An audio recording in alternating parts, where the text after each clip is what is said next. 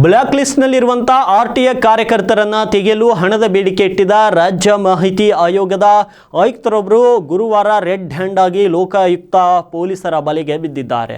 ಹೌದು, ಕಲಬುರಗಿ ಪೀಠದ ಆಯುಕ್ತರಾಗಿರುವಂಥ ರವೀಂದ್ರ ಗುರುನಾಥ್ ಡಾಕಪ್ಪ ಎಂಬಾತರೆ ಲೋಕಬಲೆಗೆ ಬಿದ್ದಿರುವಂಥ ಅಧಿಕಾರಿ ಅಂತ ತಿಳಿದು ಬಂದಿದೆ. ರವೀಂದ್ರ ಗುರುನಾಥ್ ಡಾಕಪ್ಪ ಅವರು ಕಲಬುರಗಿಯ ತಮ್ಮ ಕಚೇರಿಯಲ್ಲಿ ದುಡ್ಡು ತೆಗೆದುಕೊಂಡ ವೇಳೆಯಲ್ಲಿಯೇ ರೆಡ್ ಹ್ಯಾಂಡ್ ಆಗಿ ಸಿಕ್ಕಿಬಿದ್ದಿದ್ದಾರೆ ಅಂತ ಲೋಕಾಯುಕ್ತ ಪೊಲೀಸರು ತಿಳಿಸಿದ್ದಾರೆ. ಡಾಕಪ್ಪ ಬ್ಲಾಕ್ ಲಿಸ್ಟ್ನಲ್ಲಿರುವಂಥ RTI ಕಾರ್ಯಕರ್ತರನ್ನ ತೆಗೆಯಲು RTI ಕಾರ್ಯಕರ್ತ ಸಾಯಿಬಣ್ಣ ಸಾಸಿ ಬೆನಕನಹಳ್ಳಿಯಿಂದ 3 ಲಕ್ಷಕ್ಕೆ ಬೇಡಿಕೆಯನ್ನ ಇಟ್ಟಿದ್ರು ಎನ್ನಲಾಗಿದೆ. ಈಗಾಗಲೇ 1 ಲಕ್ಷ ರೂಪಾಯಿ ಫೋನ್ ಪೇ ಮೂಲಕ ಹಣ ಹಾಕಿಸಿಕೊಂಡಿದ್ರು ಆಯುಕ್ತರು. ಉಳಿದ ಹಣವನ್ನು ಪಡೆಯುತ್ತಿದ್ದ ವೇಳೆ ಸಿಕ್ಕಿಬಿದ್ದಿದ್ದಾರೆ. ಲೋಕಾಯುಕ್ತ DYSP ಗೀತಾ ಬೇನಾಳ್ ನೇತೃತ್ವದಲ್ಲಿ ಈ ದಾಳಿ ನಡೆಸಲಾಗಿದ್ದು ಸದ್ಯ ಗುರುನಾಥ್ ಅವರನ್ನ ವಶಕ್ಕೆ ಪಡೆದು ವಿಚಾರಣೆ ನಡೆಸುತ್ತಿದ್ದಾರೆ ಅಂತ ತಿಳಿದು ಬಂದಿದೆ. ಇನ್ನು DYSP Geeta Benal, police inspector Arun Kumar ಹಾಗೂ ಸಿಬ್ಬಂದಿಯವರಾದ ಮಲ್ಲಿನಾಥ್, ಹನುಮಂತ, ಬಸವರಾಜ್, ಫೈಮುದ್ದೀನ್ ತಂಡದಿಂದ ತನಿಖೆ ನಡೆಸಲಾಗುತ್ತಿದೆ ಅಂತ ತಿಳಿದು ಬಂದಿದೆ.